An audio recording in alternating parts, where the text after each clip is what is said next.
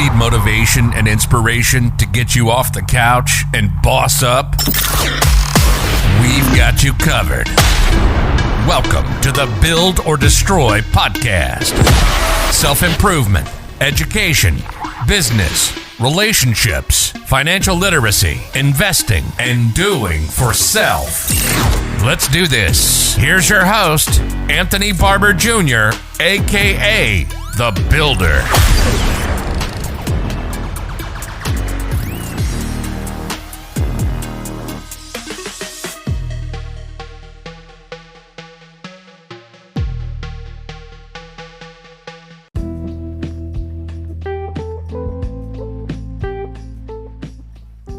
What up, people? It's your boy, The Builder, and we got a pretty crazy one coming up. A little bit different, we're gonna go into some news, generalized news, but we're gonna bring it back to the stock market today. I want to talk about this crazy Russian situation in Ukraine and how it directly relates to the financial markets and the global economy, crypto, cashless society, things of that nature. So let's get it. Now, I'm sure everybody by now knows about this war or proxy war, however you want to look at it, however you choose to view it, that is. But the fact of the matter is, whether it's a fake one, pre-planned or what have you, it's a lot of shit that's gonna be affected by this, and I feel like this is just me speculating, my opinion. I feel like this was kind of coming, like this was already kind of hinted at third and fourth quarter of 2021. Actually, there was a lot of articles and a lot of shit coming out that was hinting at Russia possibly going at Ukraine, and if it wasn't that, it was talking about Russia trying to get out of the dollar, trying to de-dollarize from the US and the West. Before I go any further, man, I just want to touch on something before I bring it back to Russia. Let me remind you that it was another, leader or ruler in the African country of Liberia, by the name of Gaddafi, who had a groundbreaking initiative when he was trying to introduce a gold dinar. In 2009, Colonel Gaddafi, then president of the African Union, basically brought to the attention of the states of the whole African continent, and he wanted to switch Africa over to a new form of currency, to make it independent of the American dollar. The same thing that Russia was, hinting at. The same thing China's hinting at. And his thing was going to be the gold dinar, and it was basically to get off of the petrodollar. The same thing Saddam tried to do when he tried to, he wanted to take, payment for his oil in euros instead of USD. And short time after, come on, man, you see what happened, man. Like there's an obvious pattern here. I'm not no crazy conspiracy theorist, Like I mainly play around in the financial markets, but I am a student of the game, and I do realize that a lot of this shit, man, believe it or not, is all usually connected in some type of way. Like blood money, like bullets, guns, war, scandals, all this shit is centered around power, man. It ain't even really about money. It's just power and influence. And there's a I should say a pattern when it comes to leaders kind of step outside of their swim lane and battle the West for power or supremacy. or even independence. Like whenever they try to like say, oh, well, we want to get off the U.S. dollar. Because the U.S. dollar, man, is the world reserve currency.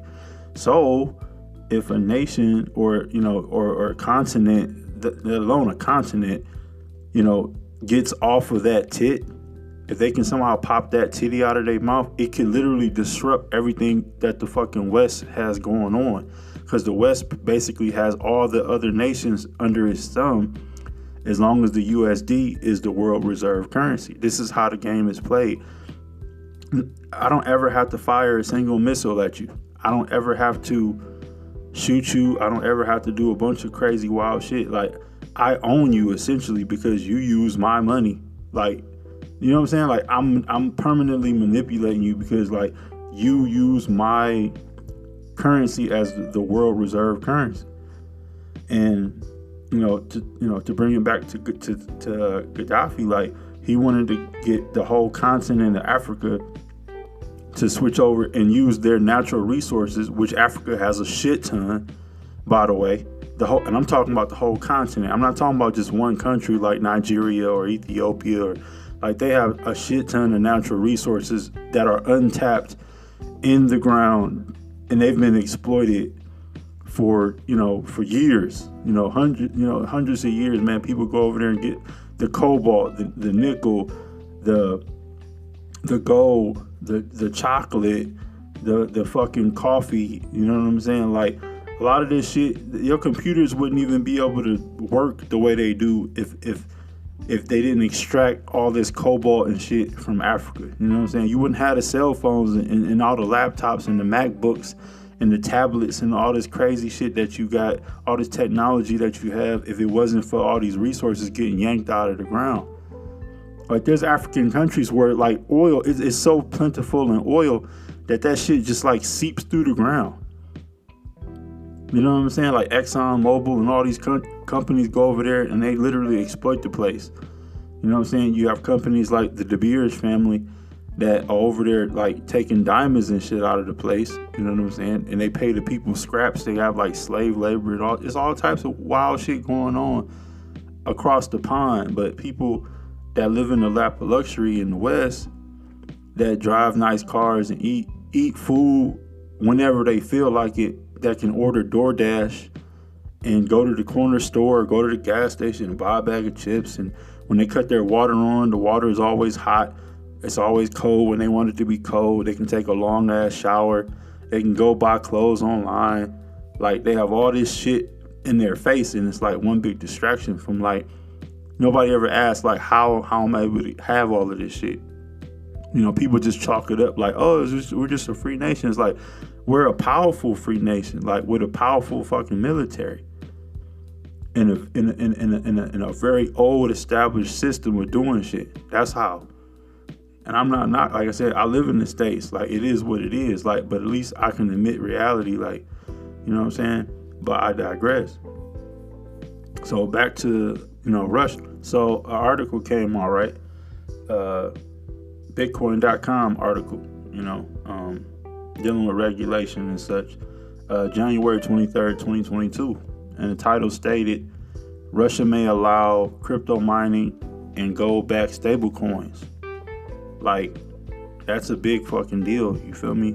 Like, a lot of people will say, like, man, what the fuck, that's not important. It's like, bro, I just told you about what happened to Gaddafi when he tried to get the whole continent of Africa to, like, circumvent, NATO and circumvent the petrodollar. And shortly after, a fucking coup happened and his ass was fucking, killed, you know what I'm saying? And all these weapons start dropping, and his citizens all of a sudden went from throwing rocks to having RPGs and machine guns and tanks and all type of crazy shit to like overthrow his own military. Like, his citizens, which didn't even have a chance at overthrowing them, all of a sudden were well armed and fighting and shit. And Russia basically, from that article, they basically announced that they were going to try to do the same fucking thing. Russia can technically legalize cryptocurrency mining and stable coins backed by gold under government control. A high-ranking member of the Russian parliament has suggested, right? So The statement comes after Bank of Russia proposed a wide-range ban on the use of cryptocurrencies in their trading and mining. So why is that important? So like Ukraine is ranked first worldwide, for one thing, for the adoption of cryptocurrencies. And as of 2021, Ukraine has about $8 billion worth of, crypto, probably mostly Bitcoin, according to the crypto ownership, AAA article from 2021. So, like, just based on that alone, without any updated data, and they've been receiving like millions of dollars worth of, Bitcoin and, Ethereum donations, like, since the war kicked off. And they actually like requested it, which was weird. What could that possibly be about? Why would they in the middle of a war, but it's like, hey, make sure you don't, we need some Bitcoin, or hey, give us some Ethereum, so we can, it's like, wait a minute, like, you have all these other governments donating ammunition and weapons and shit and artillery to you, but you're like, you had enough time to hop on Twitter and like tweet your Bitcoin and Ethereum address. A little weird, but okay. It's a new world, I guess. It's a new, but nobody thought that was suspicious at all, for them to do that. But back to the article, right? The Russian article. So it was talking about mining, and some stable coins can be legalized in Russia, right? That's like their plan, right? They want to kind of have like the same type of system that China want with the digital yuan or renminbi, They want to have like government controlled stable coin, But Russia, unlike China, actually like openly admitted that, the free circulation of cryptocurrencies must not be allowed, as they carry the risk for unqualified investors, whereas China is just like, no, we're going to ban it outright, and, we're control it, So it's like both of the nations are both like two kind of polarizing, where they speak about the same thing or similar thing, but just in a different way. But it said Russia may permit the use of gold-backed stable coins and the mining of cryptocurrencies under government control. So it's kind of the same type of lingo, but Russia was very upfront with it. Like, yo, yeah, we gonna back our shit by gold. This is what the chairman of the state Duma Committee on Industry and Trade, Vladimir Gutiev told, the RAI, news agency.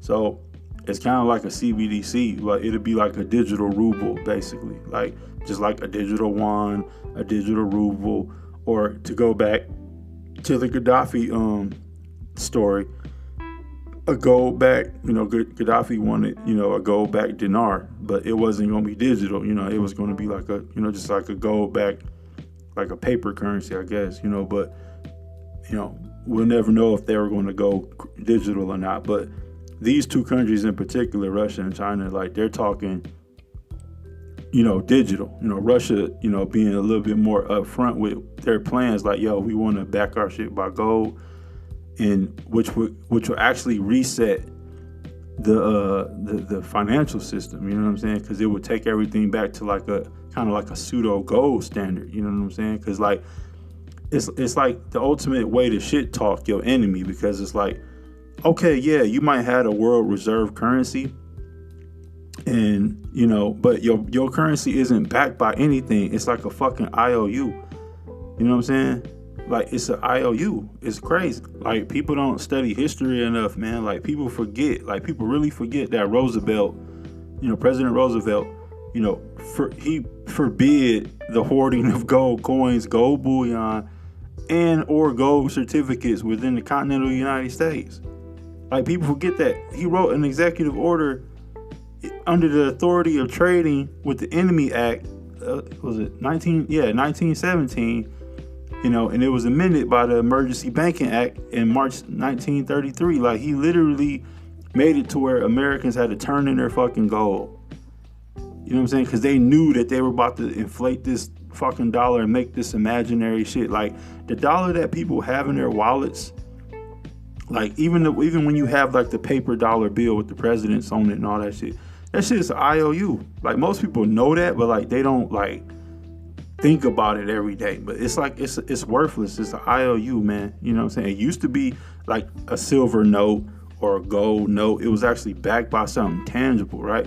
But now it's been like a fucking IOU ever since. It's smoke. It's like smoke. So what would happen if somebody across the pond, all of a sudden, in another kind of big, developed nation or developing nation or an emerging nation with some military might that wasn't just a pushover, you know what I'm saying? That's somebody that you couldn't just tell to shut up and go sit in the corner. Like, what if somebody was really like, hey, we got our own money.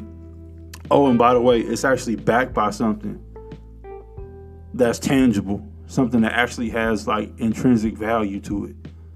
Like, how would that make your currency? It would make your currency look like trash, like instantly.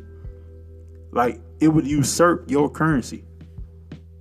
This is why, like, it's such a big deal. Like, people are like, the war is going on, and I pray for everybody fighting in it, because the war is hell.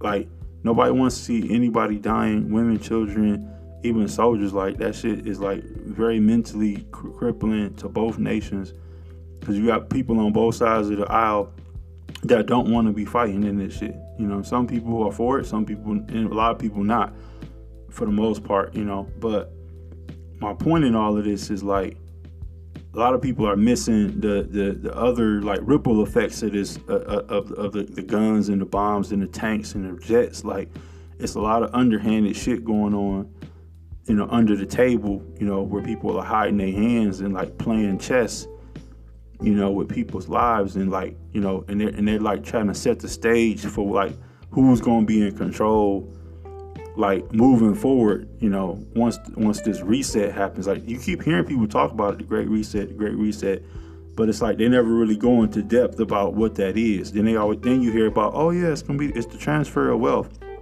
It's the transference of wealth. But they don't really, like, break it down on what that really means, like, in a significant way. They'll say some really, ear-jarring word to you, like Great Reset, and then it kind of makes the hairs on the back of your neck stand up, because then you immediately like, well, what does that mean? But they don't never go into depth about it. Well, a lot of that Great Reset shit has to do with the financial system. Like, look at how much inflation is. Like, inflation is the highest it's been in the United States in 40 years. They printed more money in like 18 months than they had in like 40 years. Like, that shit was crazy. In 2 years, literally, they printed more money than they had in 40. Groceries not on the shelves. Groceries showing up late to the store. They're not on the shelves like they used to be. Shelves are bare in some states for like days at a time or weeks at a time. Can't get certain products like right when you want them, or or at all. They might just be sold out for a long period of time before you see them pop up, and then when they pop up, people grab them and buy them, and then you don't even miss it. You got all these COVID restrictions hit. People lost their jobs, people quit, people resigned, people went to new careers. Now the truckers are starting to, protest, and, they control a lot of the domestic supply chain, man. Like, you gotta, like, how are you shipping this stuff from the port to the stores? Trucks, man. You're using, semi trucks. Like, you're not flying any planes state to state necessarily. And if you are, let's say you do use planes. Okay, let's say hypothetically, oh yeah, I'm gonna just fly a plane. Okay, you still gotta offload it and ship it. So you gotta load it up into what? A truck, and then drive it somewhere. So, like, the truckers are a big part of that supply chain fight and all that stuff. It's causing a lot of shit. Like, hyperinflation is like going to keep happening, man. The Fed can't stop it. And this war, in my personal opinion, isn't what people think it is.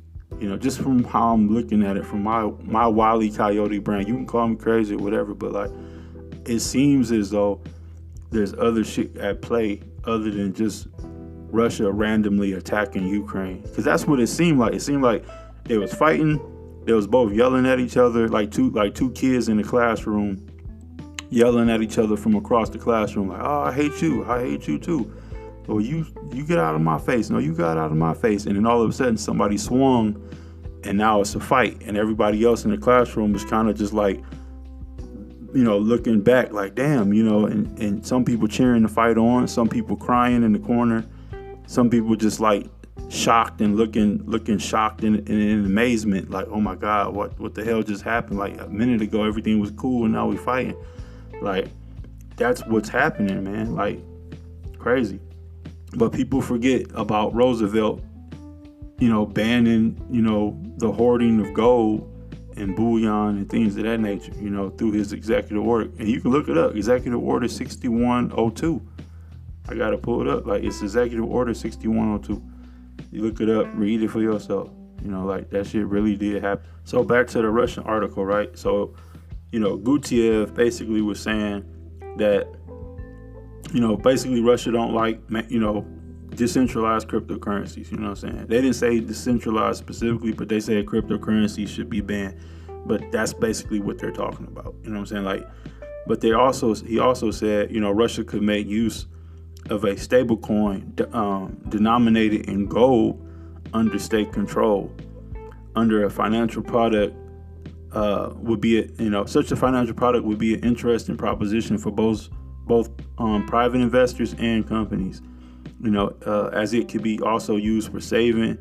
The deputy said, that's what he was basically getting at. He was basically saying like the gold stablecoin would be similar to like a gold-backed, ruble, basically, like the same concept that Gaddafi wanted for the gold dinar. You know what I'm saying? That's what he elaborated to Parliament. You know what I'm saying? And the Russian, he said that Russia can employ it to circumvent sanctions and the policy of containment applied against the country. Remember, this article came out January 22nd. This was in January, like, the war, the so-called war didn't kick off, to like the towards the end of February, so like a damn near a whole month before, Putin said anything, or like before Russia even fired a single shot or whatever, or start doing any of this crazy shit.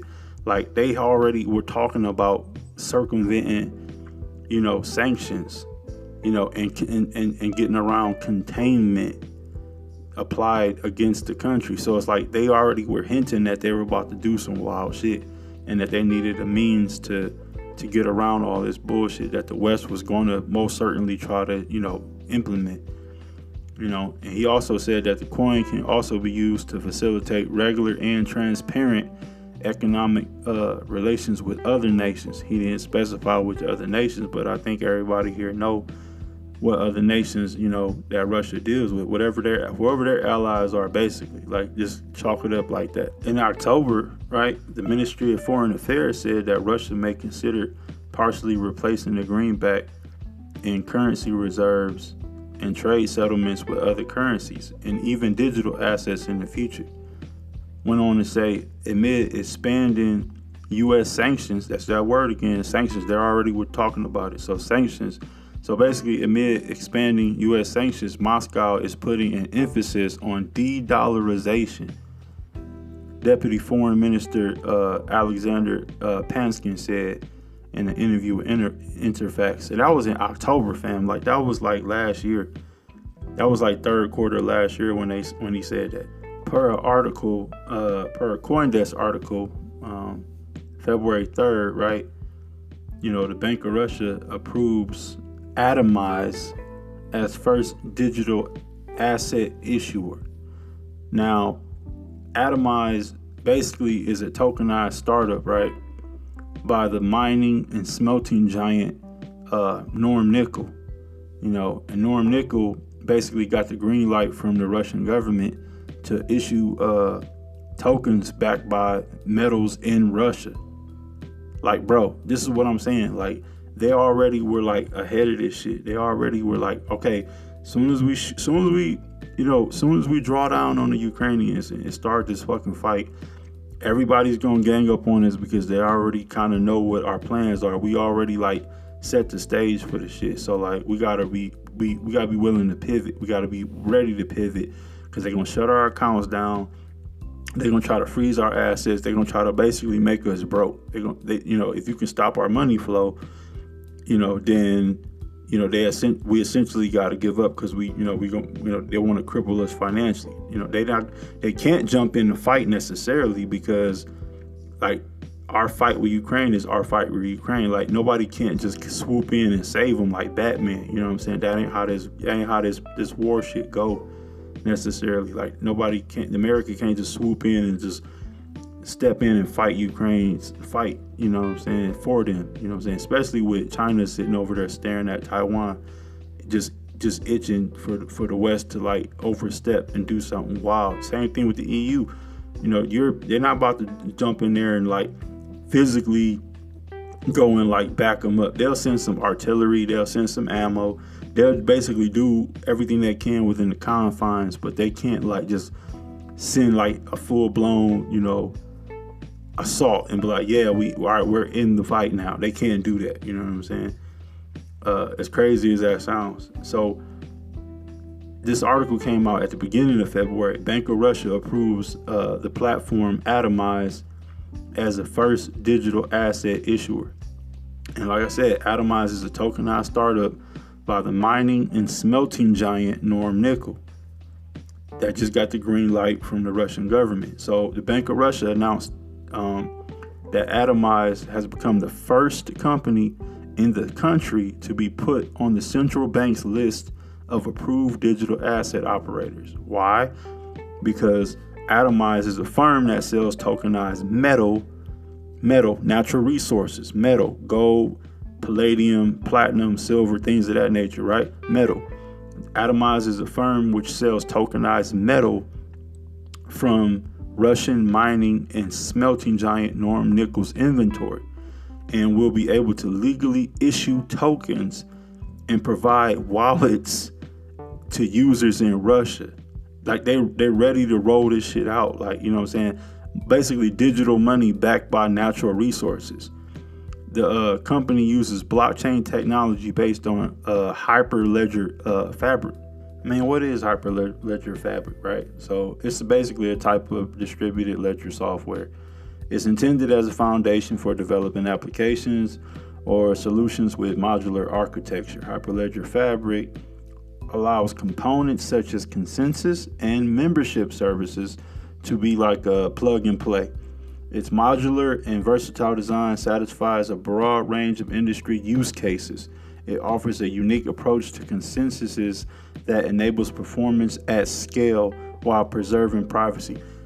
So, sounds like the perfect system that one would use when creating a brand new monetary system, kind of like an adaptation of Swift, perhaps. I don't know.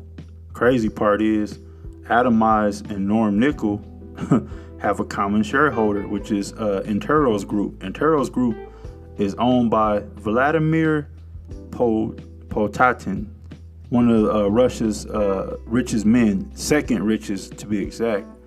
Putin is a major advocate for digital assets. Like, he likes them a lot, you know what I'm saying? And he said that shit back in like 2019. So in 2020, you know, which is 2 years ago, Russia adopted a law which allows licensed companies to issue digital assets. And guess what? He's literally, that's his startup. Atomize is his startup. It's a startup. It's like his digital platform. Like, he owns Norm Nickel. He's the CEO of Norm Nickel, right? That has all of these natural resources: gold, palladium, platinum, silver, you know, you name it, like copper. Like, they have tons of this shit, like, you know what I'm saying, tons of it, right? That's just Norm Nickel, right? And then he started the startup Atomize. Okay, you following me? So he started Atomize, which is a digital platform and digital asset startup, which just got the freaking green light from the Russian government to issue tokens backed by metals in Russia. Norm Nickel they operate out of Russia, you know what I'm saying? And they literally are like a gigantic multi-billion-dollar, you know, mining company, you know, smelting company. They melt down metals, they mine them, a various amount of different, you know, metallic, you know, deals. You know what I'm saying? He's the CEO. It's actually an OTC company, ticker symbol NILSY. It's on the OTC. So Norm Nickel is a Russian nickel and palladium mining and smelting company.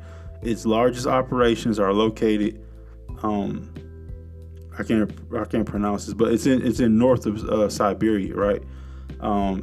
And a lot of their products that they deal with are nickel, palladium, copper, platinum, cobalt, rhodium, iridium, ruthenium, silver, gold, selenium,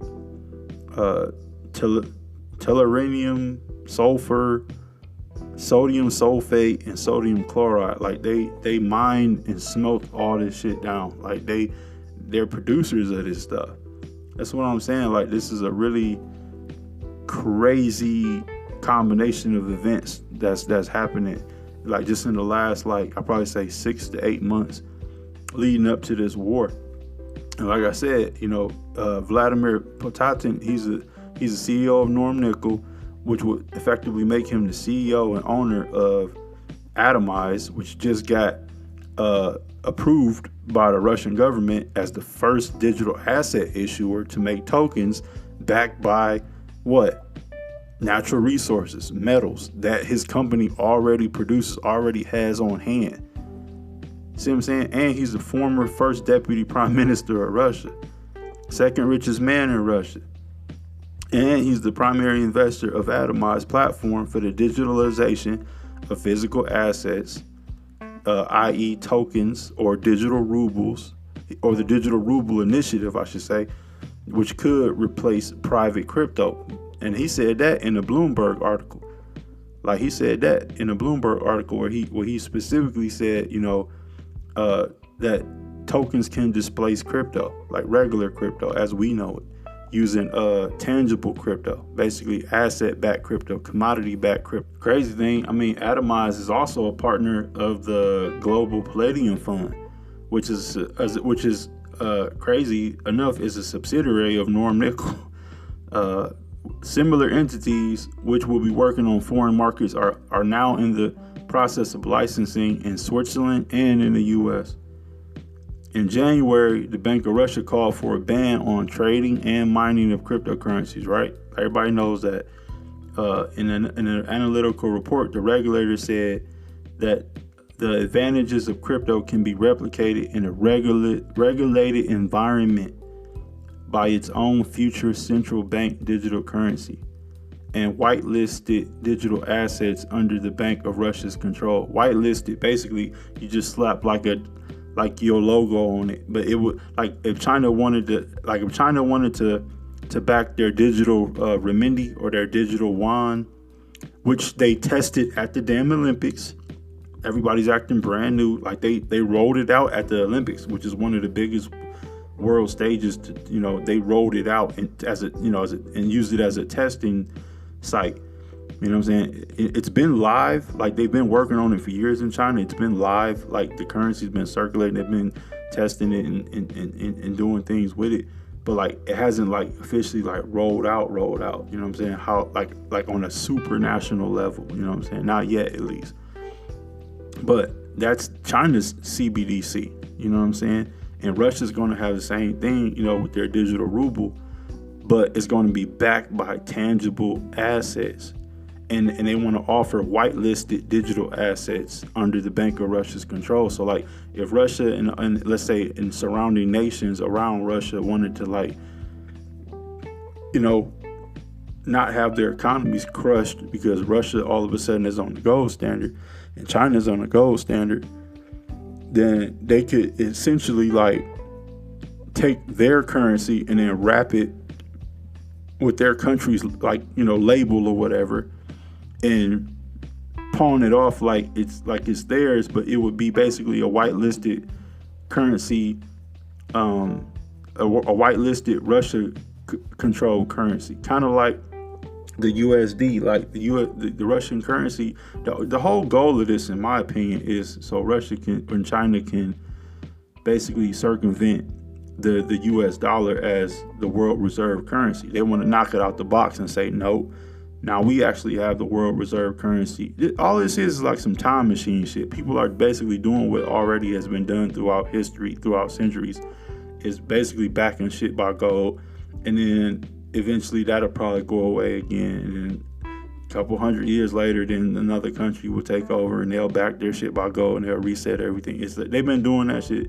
Gold is the main thing here. Like, tangible assets, tangible metals, in my opinion. But I mean, it's an interesting thing. It's just an interesting way of looking at stuff. And real quick, just to add to that Hyperledger deal, that Hyperledger Fabric deal, I mean, many companies have used it in case studies to make sure that the shit is like legit and it works and it's powerful. Like Walmart for one, Honeywell, the Dutch Borazi Group, Circulator, Sony Global Education. What's really interesting in this whole thing is the whole outcry to cut Russia off from the SWIFT system, right? Like, there's been a lot of people crying about taking them off of SWIFT, and we need to get them so they can't profit off war and kick them off of SWIFT. And it's like, it really ain't that simple, fam, because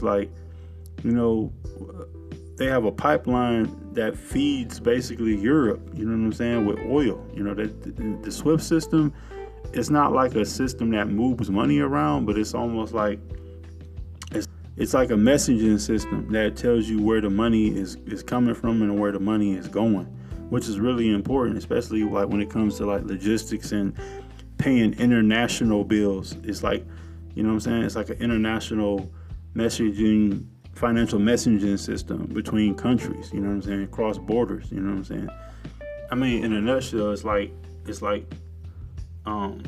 a backbone for the financial sector, like the global financial sector, It's like, it's almost like, how like blockchain has a distributed ledger. It's like the old guard's way of like having their ledger. It's like a ledger for them, showing, okay, I paid you this many millions for this many barrels of oil or whatever, or natural gas or whatever. It's kind of like that type of system. It's basically a way for a bank to connect to the SWIFT system and establish relationships with another bank from another country, so that country can make payments to the other bank in the other country. So that's why like a lot of countries are like really hesitant to like go at, Russia with this whole banning them or kicking them, off of SWIFT. Like it's a pretty big deal. As far as like Russia being reliant on it, according to the Russia National SWIFT Association, about 300 leading banks and organizations in the country are users of SWIFT. Okay. More than half of the Russian credit organizations are represented in SWIFT. So that's pretty big. Russia is ranked second by the number of users on the platform after the United States. You know what I'm saying? Like, that's why this shit is like a slippery slope for the US, because it's not just, Russia that's gonna get their pee-pee smacked, by getting kicked off of the SWIFT system. You know what I'm saying? Like, it's real easy for these other nations to be like, yeah, get them out of there, get them out of there, get them out of there. But it's like, people forget, man, like the United States and Germany would stand to lose the most in this whole situation. Let's break it down. Remember when like the whole Brexit thing happened, and like, the big dog, London, England broke off from, the EU. You know what I'm saying? That shit was strategic, man. Like, they broke off. They like, we got our British pound, which is backed by, some cool shit. We got gold reserves. We don't want to be a part of the EU no more. That's why it was such a big fucking fight. It was a big deal when they left. Why? Because all the financial burden fell on Germany. It fell on the shoulders of Germany to prop up all the broke countries in the EU, like Greece, for one. A country that literally has a financial government that's like upside down. Like, government, Germany fits the bill for like a lot of struggling, European nations. Germany does. And then the US, they'll suffer. They stand to lose a lot because banks in both of those countries most frequently use SWIFT to communicate with who? Russian banks. You know what I'm saying? Like, this is what I'm saying. Like, this shit is a slippery slope. Like, Germany and Italy, for example, are very heavily dependent on imported gas from Russia. Like, this is a fact. And who gave Russia a pipeline, by the way? Don't even answer that. Don't even worry about it. You know what I'm saying? So, any sanctions, against Russian banks or Russia or whatever is like, okay, you know what I'm saying? It's like, do you really want to do that? You know what I'm saying? Because Russia, as far as excluding of the entire Russian financial system from SWIFT could mean that they couldn't pay their gas bills, as far as like Germany and Italy. Like, you're basically making it almost impossible for Germany and Italy to pay Russia. You're basically putting them in debt. You're putting Russia and Italy. These are just two countries. So you're putting them in debt essentially because you're not giving them a way to pay their fucking bills. It's like you kick the door in of the energy company, right? And then you told them to like stop sending bills and stop sending invoices to like these certain customers. And now the customers are like, they using their lights, they taking showers, they making food, they're doing all that shit. And then when the bill don't come at the end of the month, they're like, wait a minute, where's the bill at? And then they try to call the company, and then like the number's blocked or some shit. And it's like, wait a minute, like how do I know how much money I owe? How do I know, I need oil, I need gas, I need heat. It's like you causing a lot of trouble by simply removing them and cutting them off from SWIFT. This is what I'm saying. It can cause a lot of shit. So, and that's just me. Like, I'm not trying to like be on this all day. Like, I just wanted to put it out there because it was on my mind. I've been watching everything for a couple of days now, and I just wanted to like throw my 2 cents in. But y'all tell me what y'all think. You know what I'm saying? Hit me up on Twitter. At the builder. You know what I'm saying? THE_builder. On Twitter. Or the Builders Podcast on Twitter. Hit me up. I'm gonna have my email links in the bio. Hit me up on there. You can contact me, hit my DMs, you know what I'm saying? Or comment on my link post on what you thought about the episode, your opinions, you know what I'm saying? Which way do you think this could go? I think it can be an interesting turn of events is all I'm trying to get at, you know what I'm saying? It can affect a lot of things. And I think it does play a role in this whole reset thing that they've been pumping out here since the pandemic kicked off, which is all of a sudden, miraculously, it just kind of went away as soon as the bullets started flying. People not really talking about COVID too much, you know what I'm saying? Like, COVID kind of hit the back burner because it's not really the hot story no more, you know what I'm saying? It's funny how the media does that shit. Like, a minute ago, like, we're all going to die in a wintry death, and then now all of a sudden it's like, yeah, we got a war and this is going on, and SWIFT system and financial shit, and it's like, okay, now this is the hot story. So like I said, man, let me know what y'all think and get back at me, and I'm gonna hit you with another episode pretty soon. I got more content coming, but I just wanted to touch base on this subject. I think it's really interesting, so let me know what you think. All right, peace.